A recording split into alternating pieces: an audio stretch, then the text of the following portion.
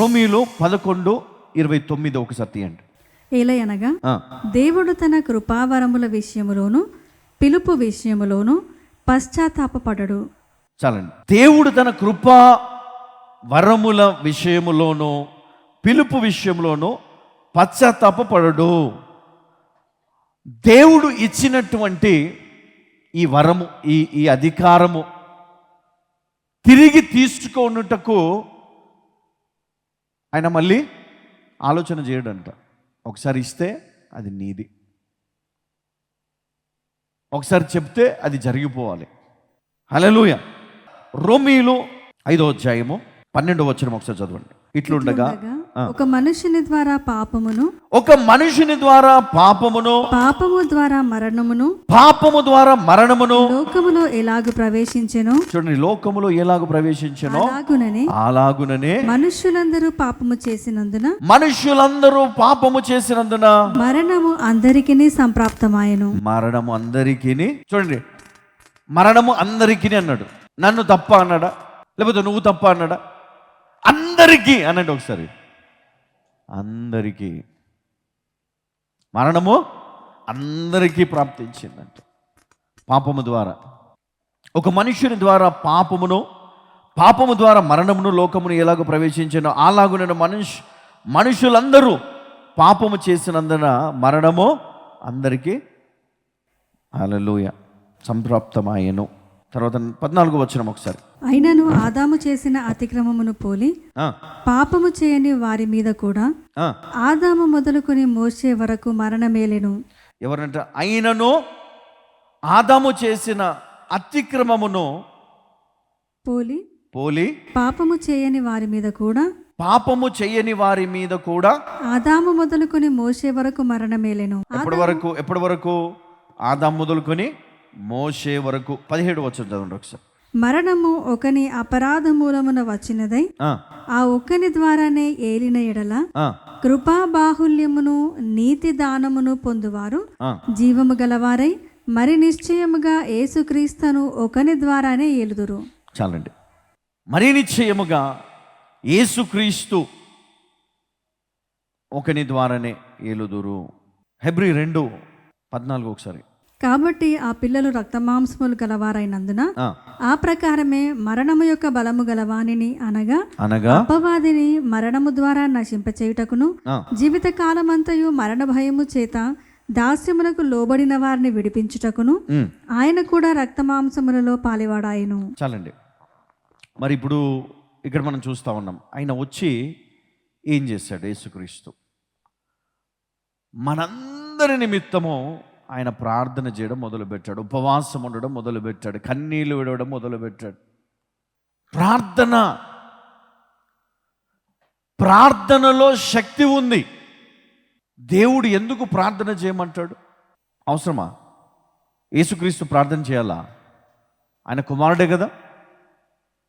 ఆయన కూర్చొని మామూలుగా తండ్రి ఈ కార్యం చేయండి, ఇది చేయండి, ఇది చేయండి అంటే చేయడా తండ్రి? గుర్తుపెట్టుకోండి, ఆయన దేవుని కుమారునిగా రాలేదు, ఆయన మనుష్య కుమారునిగానే వచ్చాడు. ఆయనకు తండ్రికి ఎలాంటి సంబంధం లేకుండా మనుష్యుని వలె మనుష్యునిగానే వచ్చాడు పూర్తి. అందుకే రక్త మాంసములు, మహిమ లేదు. ఎప్పుడైతే పరిశుద్ధాత్మ చేత నింపబడ్డాడో అక్కడి నుండి ఆయన ప్రయాణము, పరిచర్య ప్రయాణం మొదలైంది. ఆయన బోధించినటువంటి బోధలన్నీ కూడా పరలోక రాజ్యం గురించి ఉన్నాయి, మారు మనసు గురించి ఉన్నాయి. కానీ ఈరోజు ఎట్లా ఉందంటే పరిస్థితి, వాక్యం మనం బోధిస్తే దేవుడు మనకి ఇచ్చాడు అధికారము, కాబట్టి అన్నిటిపైన మనకు అధికారం ఉంది, మనం అన్నిటిని ఏలేయాలి. డబ్బులంటే డబ్బులు వస్తాయి, బంగారం అంటే బంగారం వస్తుంది, ఏదంటే అది వచ్చేస్తుంది. కాబట్టి మీరు ఆ విధంగా ఉండండి అంటే పబ్లిక్ వందలు కాదు వేల లక్షలు వెళ్ళిపోతూ ఉంటారు. ఏది నిజమో ఏది అబద్ధమో గ్రహించలేని స్థితిలో ఈరోజు మానవుడు ఉన్నాడు. దేన్ని పడితే దాన్ని నమ్మేస్తూ ఉన్నాం మనం.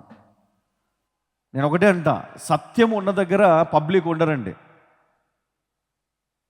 కదా. ఉంటారా? ఉండరు. పబ్లిక్ ఏం కావాలా? ప్రజలకు ఏం కావాలి? వాళ్ళకి తెలియదు. 10 మంది ఎక్కడుంటే అక్కడే ఉంటారు. కానీ నిజ విశ్వాసికి తెలుసు, దేవుని మాటలు ఎక్కడుంటారు అక్కడే ఉంటారు వాళ్ళు. నాకు ఒకటే కావాలండి, నేను ఇక్కడ చచ్చిపోతే దేవుని దగ్గరికి పోవాలా. బ్రతుకున్నన్ని రోజులు దేవునికి మహిమకరంగా ఉండాలి. మన ద్వారా అనేకులు విశ్వాసంలో బలపడాలి. మంచి జీవితాన్ని వారు జీవించాలి. కానీ అందరికీ ఏం కావాలా? కోట్లు కావాలి. అవి ఉంటే బతికేస్తాం అనుకుంటాం. అవి ఉంటే ఆ పరిస్థితులు వేరు, ఆ సమస్యలు వేరు, ఆ బాధలు వేరు. ఒక వ్యక్తి చెప్పాడు,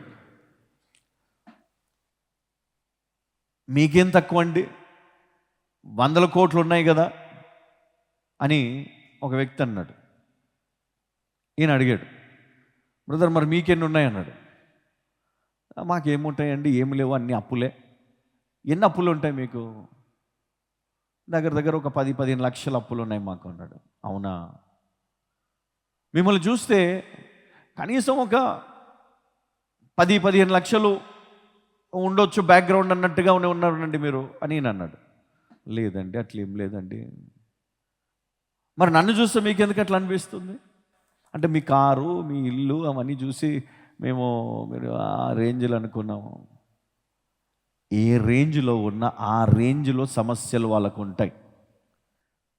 100 కోట్లు సంపాదించినాడు, 100 కోట్ల అప్పులు ఉంటాయి.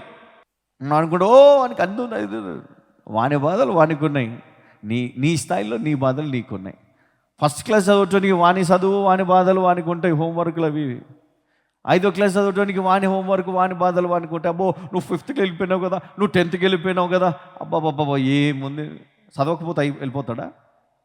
అలాగే మన జీవితాల్లో కూడా మనం ఏ స్థాయిలో ఉన్నా ఆ స్థాయిలో మనకు ఉండవలసిన బాధలు, కష్టాలన్నీ మనకున్నాయి, మనం అనుభవిస్తున్నాం. కానీ దేవుడి మాట ఏంటంటే, నువ్వు సత్యాన్ని ఎరిగి దేవునికి లోబడి ఆయన చిత్తానికి విధేయతను చూపిస్తే దేవుడు నిన్ను నమ్మకమైన మంచి దాసుడా, దేవుని దగ్గర నుంచి రావాలి ఈ మాట.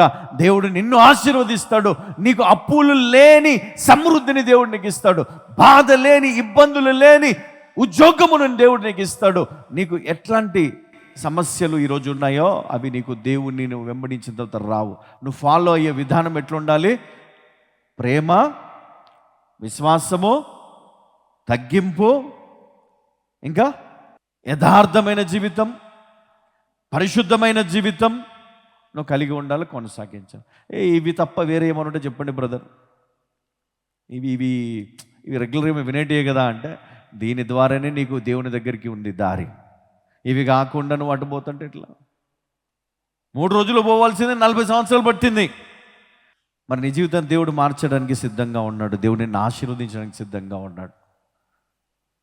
మనం ప్రార్థన ఎందుకు చేయాలి అంటే, మనం రక్త మాంసం గలవారమై ఉన్నాము కాబట్టి మనపైన ఎప్పుడూ ఒకడు మనపైన నేరం మోపడానికి చూస్తూ ఉంటాడు, మనని త్రొక్కివేయడానికి చూస్తాడు. ఎందుకంటే చూడండి, దేవుని కంటే కొంచెం తక్కువగా చేశాడు దేవుడు.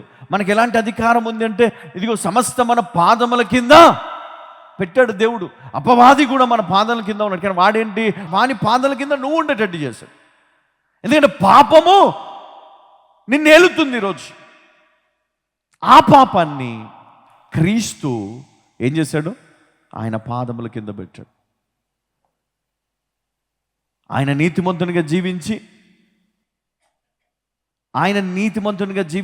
ఆయన శరీరాన్ని, ఆయన జీవితాన్ని అర్పించడం ద్వారా మనకు పాప విమోచన కలిగింది.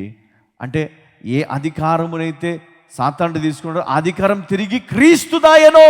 ఇప్పుడు అపవాది కాదు, సాతానుడు కాదు, నీకు సుప్రీం ఎవరంటే ఇప్పుడు యేసుక్రీస్తు. కాబట్టి ఆయన ద్వారానే సమస్తము నీకు కలుగుచున్నవి. నేనేం చేయాలా? యేసయ్యా ప్రార్థన చేయడం మొదలుపెట్టు. ఆయన ఎవరికి ప్రార్థన చేశాడు? తండ్రి అయిన దేవునికి మొరబెట్టాడు. దేనికోసం మొరబెట్టాడు? ప్రతి విషయమును గురించి మొరబెట్టాడు. ప్రార్థనలో ఏముంది? శక్తి ఉంది. ఆ శక్తి యేసుక్రీస్తుకి అవసరమై ఉన్నది. ఎందుకంటే ఆయన మానవునిగా వచ్చాడు, రక్త మాంసం గలవాడై వచ్చాడు. ఆ మహిమతో నింపబడుటకు ఆయన ప్రార్థించడము, కోల్పోయినటువంటి ఆ మహిమను తిరిగి పొందాలా, కోల్పోయినటువంటి ఆ యొక్క అభిషేకాన్ని తిరిగి పొందాలా, ఆ దేవుని దగ్గర తిరిగి ఆ కనెక్షన్ పొందుకోవాలా, ఆ పాపం అనే కాడిని విరగొట్టాలా. అవును, యేసుక్రీస్తుకు మార్గం దొరికింది. ఇదిగో ఆయన శరీరం బలిస్తే కానీ అది రాదు అని తెలుసుకున్నాడు. శరీరాన్ని అర్పించాడు, ఆ మహిమతో నింపబడ్డాడు. 3వ దినం తిరిగి లేచాడు, లోకానికి చెప్పాడు, ఇదిగో మీరు కూడా మెలకువగా ప్రార్థన చేయండి. ఎప్పుడైతే మీరు మెలకువగా ప్రార్థన చేస్తారో ఇదిగో పరిశుద్ధాత్మ మీ మీదకి వస్తాడు. నేను ఏ సంగతులు మీకు బోధించానో ఆ సంగతులు మీకు బోధిస్తాడు, సర్వసత్యములోని మిమ్మల్ని నడిపిస్తాడు అన్నాడు. మనం అది మానేసి అది వదిలేసి మనం చేసే పని ఏంటి? వాని కొంపలు ఎట్లా కూల్చాలా, వీని కొంపలు ఎట్లా కూల్చాలా, వాళ్ళ ఇంట్లో చిచ్చు ఎట్లా పెట్టాలా, ఈమె ఇంట్లో చిచ్చు ఎట్లా పెట్టాలా. అమ్మో ఆయనకు మంచి పేరు వచ్చేసింది, లేదు నేను పోయి ఏదో ఒకటి ఉల్టా చెప్పాలి, వాడు మంచోడు కాదు, వాడు చెడ్డోడు, వాడు పాపాత్ముడు, వాడు గలీజోడు, అది ఇది. పొద్దున్న లేస్తే ప్రైజ్ ద లార్డ్ బ్రదర్ అంటే పక్కన గొయ్యిదవుతూ ఉంటాడు. ఎంత భయంకరంగా ఉంటుందంటే పరిస్థితి. అంటే మనం అందులో స్ట్రక్ అయిపోయినందున సాతాను చేసుకుంటూ వెళ్ళిపోతూ ఉన్నాడు. ఎందుకంటే నువ్వు పాదాల కింద ఉన్నావు కదా, నువ్వు పాదాల కింద నుంచి బయటికి వచ్చి వాణ్ణి పాదాలతో తొక్కే సమయం వచ్చింది. హల్లెలూయా. ఎప్పుడు తెలుసా? నువ్వు ప్రార్థనతో కఠినమైనటువంటి దీక్షలో ఉండాలా. కొంచెం వాక్యం చదువుకుందాం, దేవుని మాటలు విందాం, అవసరం లేదు. ఇటు టీవీ పెట్టాలా, అటు సినిమాలు చూడాలా, ఇటు పోయి మళ్ళీ ఫాస్టింగ్ కదా. ఫాస్టింగ్ పక్కన ఇష్టం తిడుతూనే ఉంటారు, రే అరుస్తాం, కరుస్తాం. మళ్ళీ ఇటు వచ్చి మళ్ళీ హేసయ్యా నన్ను క్షమించయ్యా, నోరు పాటు చేసుకున్నాయ్యా, అన్నీ నీకు తెలుసు కదయ్యా, మా ఆయన ఎట్లా అంటాడో కదా. అంటే ఎందుకు ఈ విధంగా మరి ఉంది మన జీవితంలో పరిస్థితులు అంటే, మన జీవితంలో దేన్ని మనం కోల్పోతున్నామో దాన్ని మనం గుర్తించాలి. చూడండి ఇక్కడ ఫిలిప్పు 2:13 ఎందుకనగా మీరు ఇచ్చేయించుటకును కార్యసిద్ధి కలుగ చేసుకొనుటకును తన దయా సంకల్పము నెరవేరుటకై మీలో కార్యసిద్ధి ఇది అండర్లైన్ చేసుకోండి, మీలో కార్యసిద్ధి కలుగజేయువాడు దేవుడు. హల్లెలూయా. ఎవరంటే దేవుడే. అంటే తన చిత్తాన్ని మనం నెరవేర్చడానికి ఆయనే అన్నీ సమకూర్చి ఆయనే ఏర్పాటు చేస్తాడంట. మనం ఏం చేయాలి? చూడండి, ఇప్పుడు చూడండి, ద్రాక్ష చెట్టు గురించి మనము యోహాను సువార్త 15వ అధ్యాయంలో మనం చూసినప్పుడు మరి దాంట్లో ఏమని ఉండంటే, ద్రాక్షవల్లి నేను తీగల మీరు. ఇక్కడ చూడండి, ద్రాక్షవల్లిలో ఉన్న జీవము ద్రాక్ష తీగలో ఉంటుందా లేదా అమ్మా? ఇప్పుడు ద్రాక్ష చెట్టు ఒకటి అక్కడ ఉందనుకుందాం, మొదలు ఇక్కడ ఉందనుకుందాం. ఇప్పుడు ఈ ప్లేస్లో మొదలు ఉందనుకుందాం, ఇక్కడ వేరుంది. దీని నుంచి తీగలన్నీ ఇలా వచ్చి ఇటు అటు అంతా వ్యాపించాయి. ఇప్పుడు దీంట్లో జీవం ఉంటేనే కదా అవన్నీ కూడా విస్తరించేవి. జీవం ఉంది. ఇప్పుడు ఆ తీగలో కూడా జీవం ఉందా లేదా? ఉంది. ఒకవేళ ఆ తీగలో కనుక జీవము లేకపోతే ఆ తీగ అక్కడ నుంచి ఇంకా ముందుకెళ్తుంది, అక్కడ ఆగిపోయి ఎండిపోతుందా అమ్మా? పొరపాటున కట్ చేశారనుకోండి, ఏమైపోతుంది దాని పని? ఎండిపోతుంది. ఇప్పుడు చూడండి, ఇప్పుడు చర్చ్ ఇది యేసుక్రీస్తు శిరస్సు అనండి ఒకసారి. శిరస్సు ఆయన జీవము గలవాడు.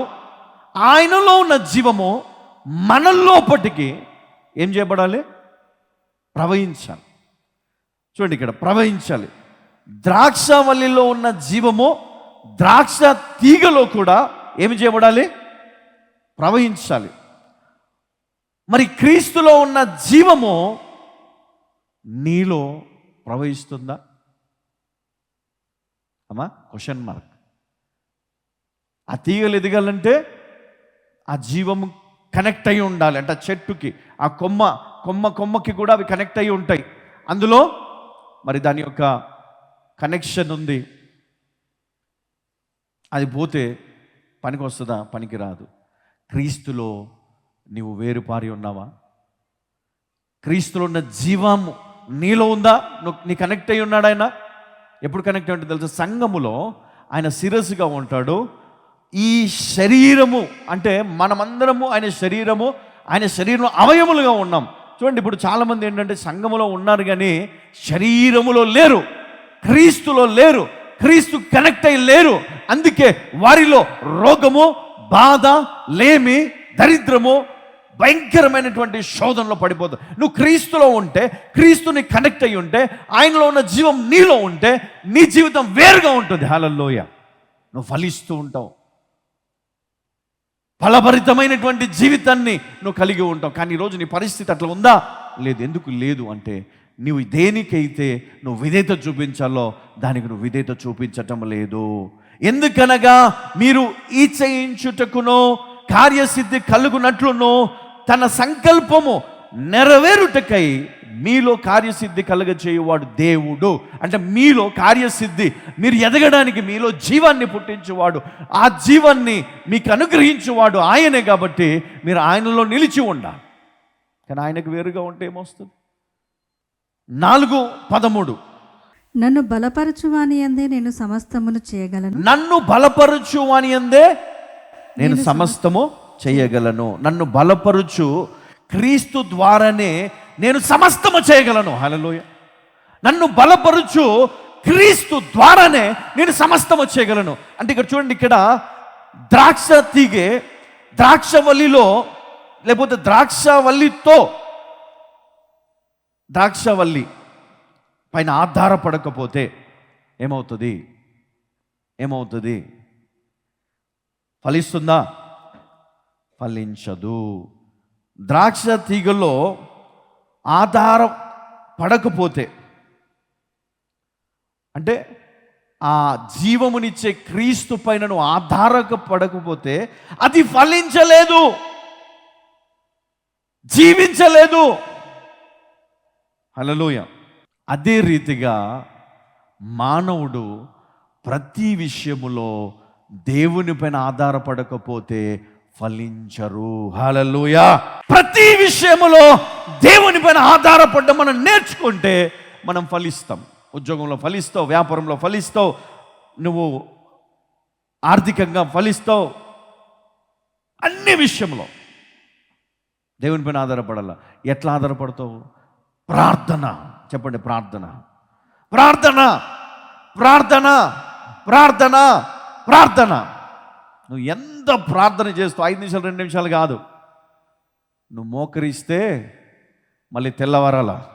నీ రోగం పోవాలంటే నువ్వు ప్రార్థన చేయడం ప్రారంభించు. స్వార్థముతో చేసే ప్రార్థన అది వినడు దేవుడు. ఈరోజు అర్థం చేసుకోండి, స్వార్థ ప్రార్థనలు వద్దు. నీ సెల్ఫ్ డబ్బా కొట్టుకోవద్దు దేవుని ముందు. దేవుని తెలియదా నీ గురించి? నీ నొప్పి తెలియదా? నీ రోగము తెలియదా? నీ బాధ తెలియదా? నీ ఇబ్బందులు, నీ భర్త గురించి తెలియదా? నీ పిల్లల గురించి తెలియదు? ఎవరి గురించి తెలియదు దేవునికి? నువ్వు చెప్పుకోవాలా? అమ్మా, చెప్పుకోవాలా? నువ్వు క్షమించమని వేడుకోవాలను, క్షమించమని వేడుకోవాలా దేవుని దగ్గర. పశ్చాత్తాపడాలా, కన్నీటితో ప్రార్థన చేయాలా. నీ జీవితాన్ని ఆశ్రయించుకుంటూ దేవుని దగ్గర ఇదిగో ఆ మహిమ నిమిత్తం ప్రాధేయపడాలా. ఆ శక్తి గురించి కొంచెం ప్రార్థన చేయగానే, భాషలు రాగానే, అభిషేకం రాగానే ఓ నా అంతటోడు లేడు, నా అంతటి జీవితం లేదు అని నువ్వు ఈరోజు ప్రవర్తిస్తే జాగ్రత్త. అది కాదు జీవితం. వినివారు కరువైపోయినారు, ఆప్షన్స్ ఎక్కువైపోయినాయి, మందిరానికి వచ్చేవారు తక్కువైపోయినారు. ఒకరోజు ఇక్కడ, ఒకరోజు అక్కడ, ఒకరోజు ఎక్కడో. ఖచ్చితంగా నీకు ఒక సంఘం ఉందా? నాకంటూ ఒక మందిరం ఉందా? నాకంటూ ఒక దైవజనుడు ఉన్నాడా? పుట్టినరోజుకొకరు, చావు దినానికి ఒకరు. మనం కనెక్ట్ అయ్యి ఉండాలండి. ఒక మందిరం నీకు ఉండాలా. అన్ని సంఘాల్లో దేవుడు ఉన్నాడు, అన్ని సంఘాల్లో దైవజనుడు ఉన్నాడు కాదన్నాను. కానీ నువ్వు ఇప్పుడు చూడండి, నీకు ఇంటి పేరు ఎందుకు? చెప్పండి, ఇంటి పేరు ఎందుకు? ఇంటి పేరు అవసరం లేదండి. మామూలుగా మీ పేరు పెట్టి పిలిచి సరిపోతుంది. లేదు, మాకు ఇంటి పేరు ఉందండి. ఆహా, ఎక్కడండి? మా పలాని ఏరియాలో. ఎందుకు ఆ ఏరియాలో? ఇక్కడ ఉండొచ్చు కదా, అక్కడ ఉండొచ్చు కదా. లేదు, ఒక ప్లేస్ ఉంటుంది నీకు, ఒక పేరు ఉంటుంది నీకు, ఒక ఊరు ఉంటుంది నీకు. అట్లాగే దేవుడు ఒక సంఘాన్ని కూడా ఏర్పాటు చేస్తాడు నీకు. హల్లెలూయా. ఒక దైవజనుని దేవుడు ఏర్పాటు చేశాడు నీకు. నా గొర్రెలు నా స్వరం వినును అని అంటాడు. నీ యజమాని స్వరం నువ్వు వినాలా, నీ కాపరి స్వరం నువ్వు వినాలి. గుర్తించు, అది ఇద్దరైనా ముగ్గురైనా చాలు, దేవుడు బోధిస్తాడు వారికి. హల్లెలూయా, హల్లెలూయా. నిజంగా కట్టుబడి ఉండాలండి. మనం సంఘానికి కట్టుబడి ఉండాలి. ఎందుకు ఈ మాట చెప్తున్నంటే చూడండి, ఇక్కడ ఉన్నటువంటి మాట జాగ్రత్త అండి. ద్రాక్ష తీగ ద్రాక్షవల్లి పైన ఆధారపడితేనే అది ఫలించగలదు. ఒకవేళ ద్రాక్షవల్లి పైన ఆధారపడకపోతే అది ఫలించదు. ద్రాక్షవల్లి పైన ఆధారపడితే అది ఫలిస్తుంది. ఇదిగో చూడండి ఇక్కడ, అదే రీతిగా దేవుని మీద ప్రతి విషయంలో ఆధారపడి జీవిస్తే అది నీకు సమస్తమును తీసుకొని వస్తుందంట. ఏం తీసుకొని వస్తుంది? డబ్బా, బంగారమా? నేను ఒకటే అడుగుతా, అయ్యా నాకు డబ్బు బంగారం ఇవన్నీ వద్దు, ఎందుకంటే అవి ఏం పట్టుకపోను కదా.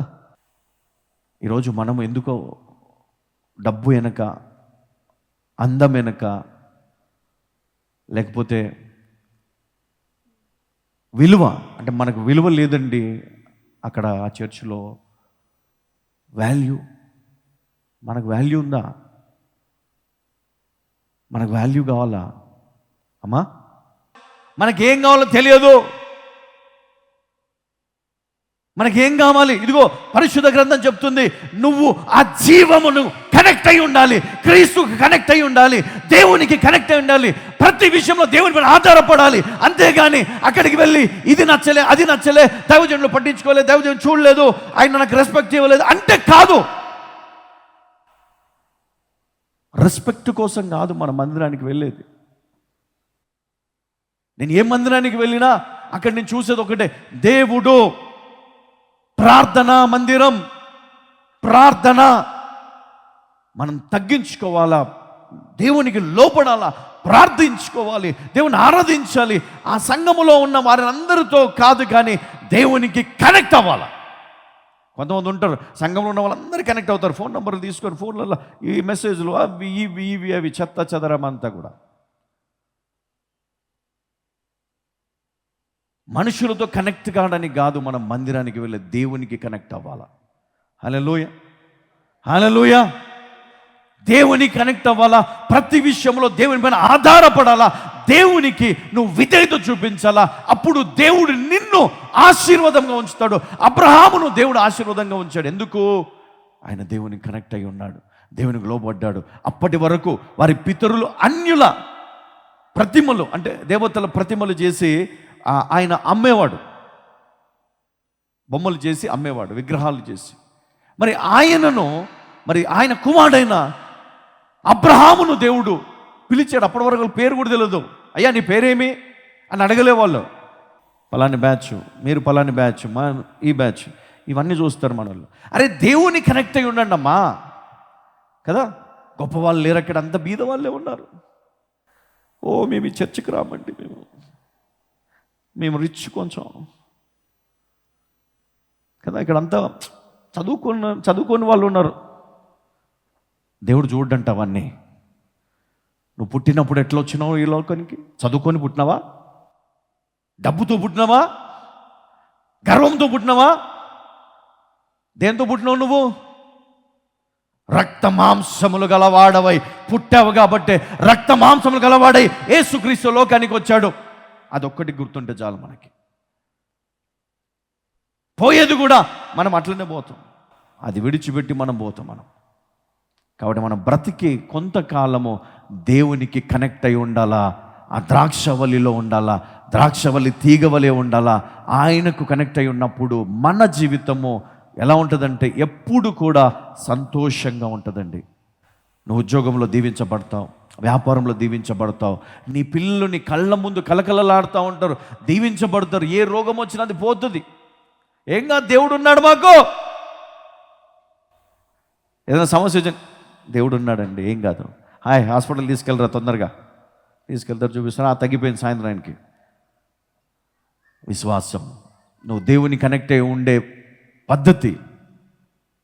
ఏ కష్టం వచ్చినా, ఏ బాధ వచ్చినా నా దేవుడు ఉన్నాడమ్మా, దేవుడు చూస్తాడు, తప్పకుండా దేవుడు సాయం చేస్తాడు.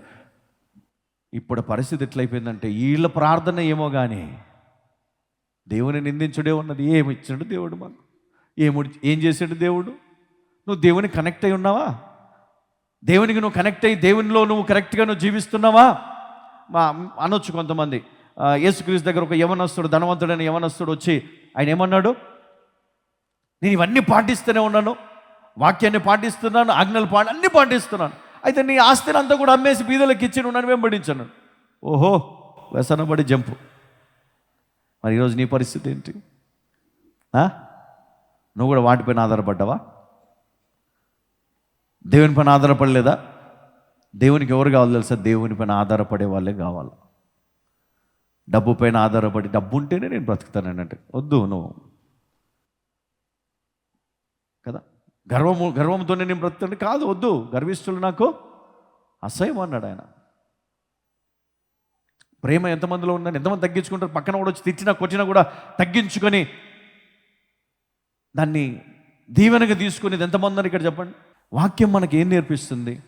మనము ఆ దేవునికి మనం కనెక్ట్ అయ్యి ఉన్నప్పుడు అవేవి మనకు కనపడు, భేదాలు కనపడు, ఆ జీవములో కనెక్ట్ అయి ఉన్నప్పుడు. అందుకే ప్రార్థన కావాలా, ప్రార్థనలో బలపడాలా, వాక్యము కావాలా, వాక్యములో ఎదగాల. నువ్వు ప్రేమతో, దేవుని మీద ఉన్నటువంటి ప్రేమతోటి నీ జీవితాన్ని మార్చుకోవాలనుకుంటున్నావా? నువ్వు అభిషేకంతో నింపబడాలనుకుంటున్నావా? నువ్వు బలమైనటువంటి దేవుని సేవ చేయడానికి నిర్ణయం తీసుకొని నువ్వు వచ్చావా? అయితే నువ్వు ఇక్కడికి. దేవుడు నిన్ను పవిత్రమైన అభిషేకముతో నింపుతాడు, దేవుడు జ్ఞానముతో నిన్ను నింపుతాడు, పరిశుద్ధమైనటువంటి జీవ జలముతో దేవుడు నిన్ను అలంకరిస్తాడు. హల్లెలూయా, హల్లెలూయా. దేవునికి మహిమ కలుగును గాక.